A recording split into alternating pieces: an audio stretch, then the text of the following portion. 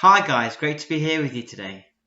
I said at the start of this series that the book of Esther is like a film, full of action, suspense, scheming and all sorts. So far, just like most films, we've been introduced to the main characters. We've looked at the main character in Esther. Even though it's early on, you get the feeling that she's probably going to get the most screen time out of anybody. We've had a look at her cousin, Mordecai. Every main character needs a friend or an ally in films, and Mordecai fits the bill.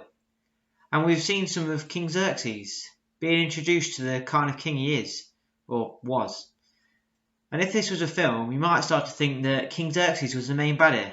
And later on in the film or book or whatever, we'll see Esther, with the help of Mordecai, take him down. Now, I'm not one to give away spoilers, so you just have to wait and see. Or in fact, you'd rather just read the book of Esther instead, to find out for yourself. Not because I don't want you to watch these videos, but because the Bible is powerful and it's alive and it's a way for God to speak to us, and I don't want you to miss out on that. Anyway, today we'll introduce a new character, a new and final character in the story of Esther. And if you thought King Xerxes was a baddie, you haven't seen anything yet. This guy called Haman, and this guy's a real baddie. If he were in a panto, he'd get booed every time he came onto the stage. But the kind of baddie Haman is, he doesn't belong in a panto. He isn't really a PG rated kind of guy. We can read about Haman in Esther 3. Haman was so liked by the king that he made Haman an honour higher than all of the nobles. And not even that, but everyone had to kneel before Haman as well, making Haman a pretty powerful man. And perhaps some of that power went to his head. Everyone would kneel before Haman, except Mordecai. It doesn't say why Mordecai didn't kneel before him, but often when we read in the Bible those that are faithful to God not kneeling before others, usually shows that, in this case, Haman was treating himself in a godlike manner, and kneeling before those kind of people is a bit of a no-go thing to do for those that are faithful to God. Haman's eyes and ears were told about Mordecai, about him not kneeling before him, and more than that he was a Jew as well. Mordecai, Esther, and loads of others in the empire were Jews, but no one really knew about it at this time. And Haman was so angry at Mordecai that he didn't just want to kill him, but he wanted to kill all the Jews as well, kill all his people. That's pretty evil if you ask me, but it gets worse.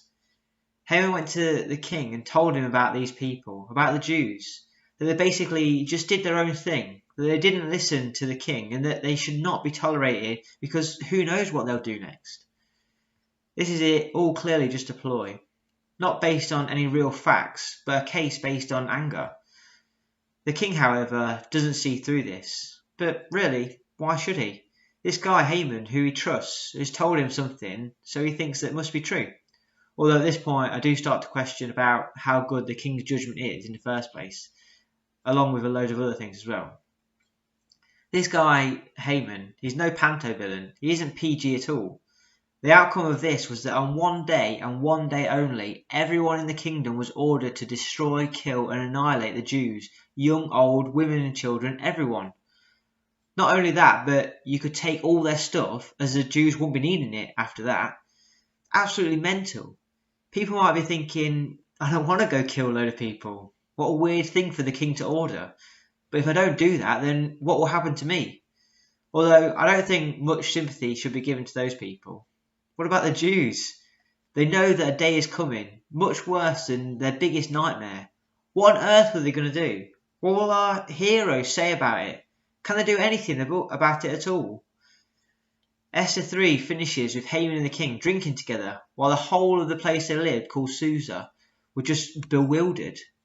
And if this was a TV programme, you'd be sat on the edge of your seat right now, and all you will see on the screen is, "To be continued."